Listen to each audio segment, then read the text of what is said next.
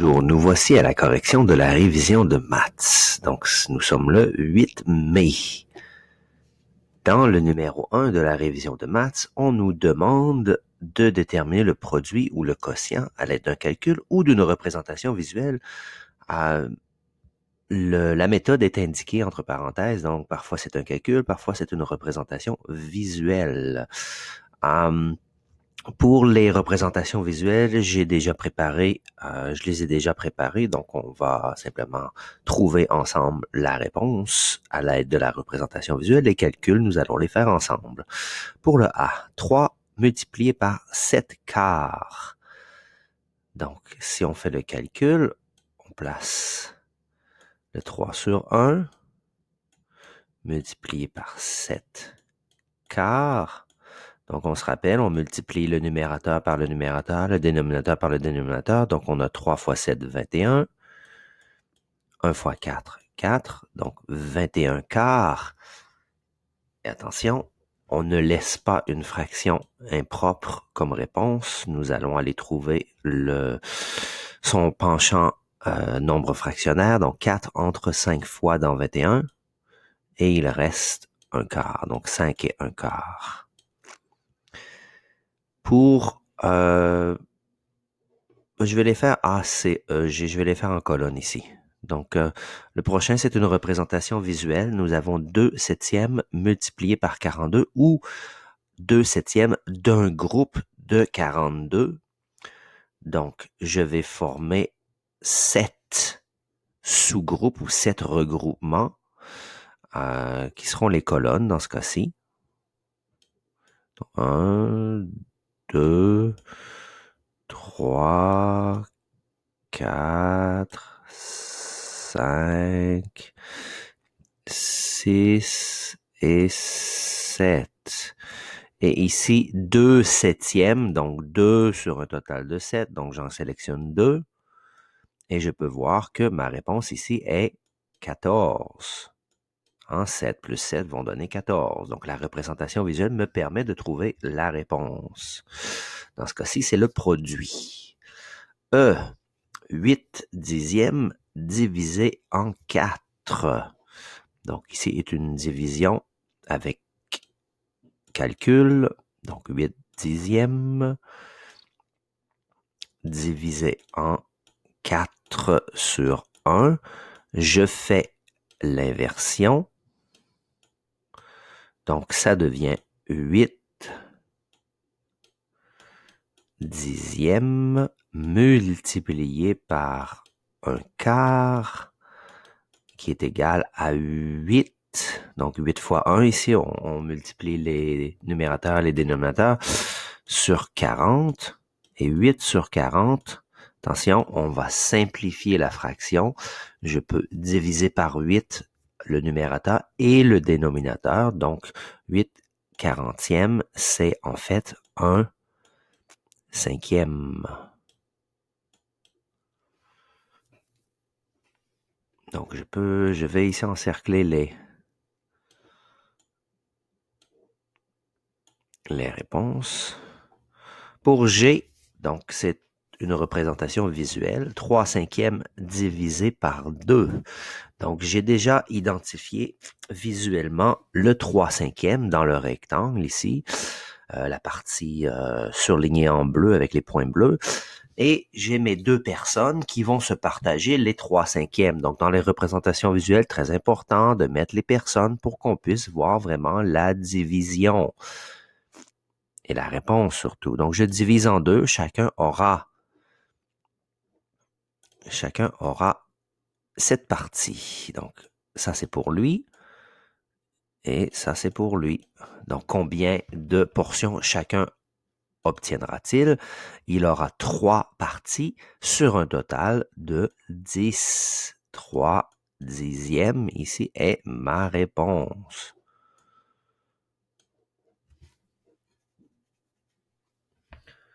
On passe à B. 1 neuvième multiplié par 27. Donc ici, on y va à l'aide d'un calcul. 1 neuvième multiplié par 27 que je mets sur 1. 1 fois 27 me donne 27. 9 fois 1 me donne 9. Et attention, 27 neuvième, c'est en fait 3 entiers. Oui, parce que 9 entre 3 fois dans 27. Pour D, multiplication avec représentation visuelle, donc 3 demi multiplié par 10. Ici, c'est 3 demi d'un groupe de 10. Donc, je dois bien sûr diviser mon groupe en deux parties. Hein. Le dénominateur m'indique le nombre de parties qu'il y a au total. Mais attention, ici, je dois en sélectionner 3. Je n'en ai que 2, donc je vais devoir ajouter, excusez-moi, une autre série de 5. Donc une autre demi pour avoir 3 demi, mais cette demi-là, je ne devrais pas l'encercler. Elle n'est pas inclue dans mon premier entier.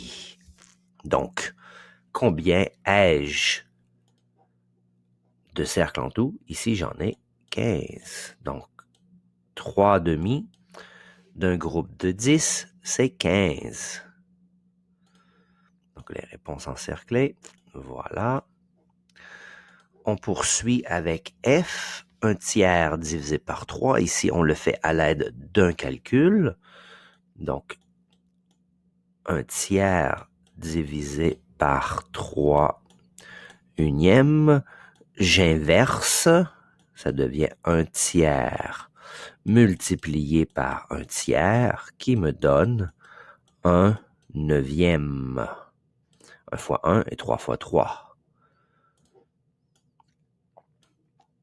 Et finalement, pour les calculs ici, H, 2 huitièmes divisé par 3. Donc ici, j'ai déjà les 2 huitièmes identifiés dans le rectangle et j'ai mes 3 personnes qui vont se diviser ces huitièmes. Donc je vais aller faire la division en 3. N'oubliez pas, on doit diviser tout l'entier. Et chaque personne obtiendra comme ça pour lui. Et voici pour lui. Et voici pour lui. Donc, chaque personne recevra 2 parties sur un total maintenant de 24. Donc, 2 24e, on peut simplifier pour dire que c'est 1 12e.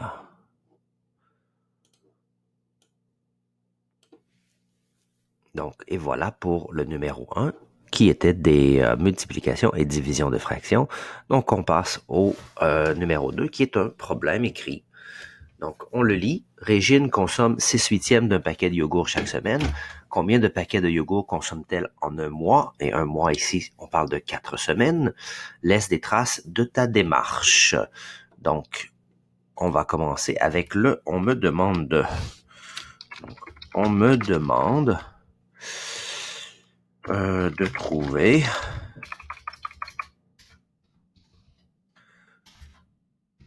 le nombre de yogourts mangés en 4 semaines.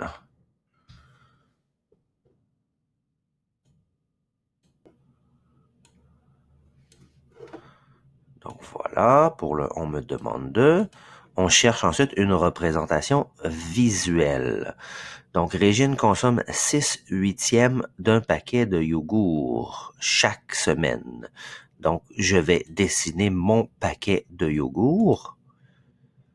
Donc, un paquet complet contient 8. Donc, je dois dessiner 8 yogourts. Disons que ce sont des yogourts comme ça.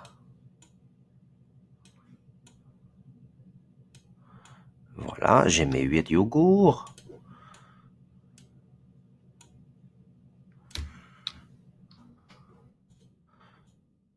Elle en consomme 6 sur les 8 chaque semaine.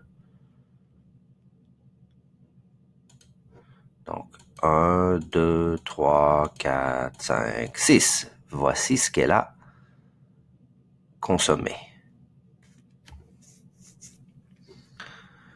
Je vais maintenant représenter les 4 semaines. Une semaine, une deuxième semaine, une troisième semaine et une quatrième semaine. Oups, petite erreur. Maintenant, je viens de voir.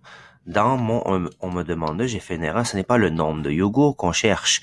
C'est le nombre de paquets de yogourts mangés en 4 semaines.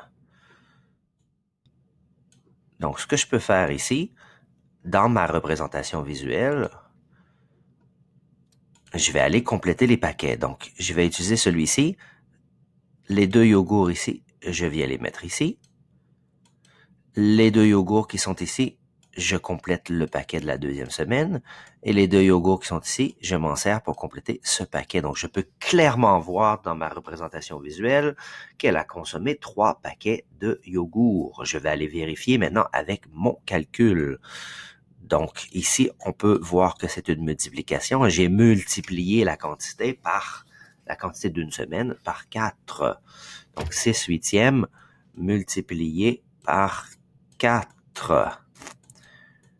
6 fois 4 me donne 24. 8 fois 1 me donne 8. 24 huitièmes. 8 entre exactement 3 fois dans 24, donc c'est 3 entiers. Donc, je termine avec la phrase réponse. Elle consomme 3 paquets.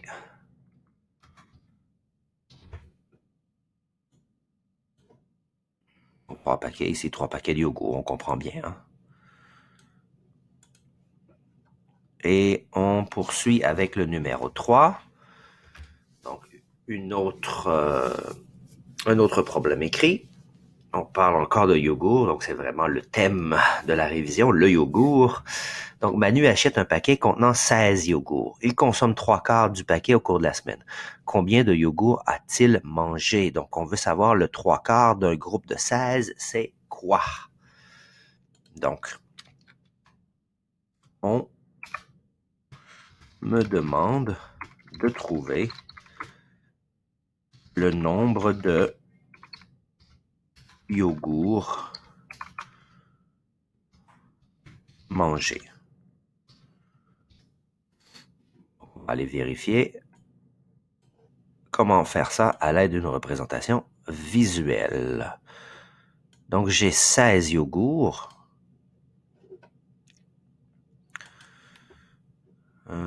16 yogourts, donc 1, 2, et on va faire du copier-coller.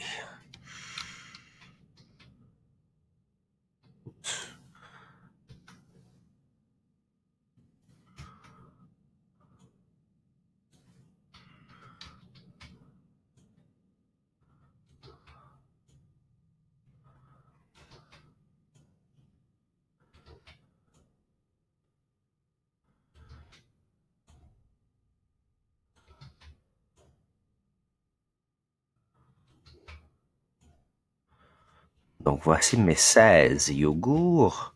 J'en consomme les 3/4. Donc, les 3/4, si on l'écrit en fraction, 3/4. Donc, le dénominateur est 4. Donc, je dois faire 4 regroupements égaux. Et sur ces 4 regroupements, j'en consomme 3 regroupements complets. On peut tout de suite voir que les 3/4 d'un paquet de 16, c'est 12. Allons vérifier maintenant à l'aide du calcul. Donc, 3/4 multiplié par 16 unième Donc, 3 fois 16, j'ai 48. 4 fois 1, 4. Et 4 entre exactement 12 fois dans 48. Donc, Manu, donc il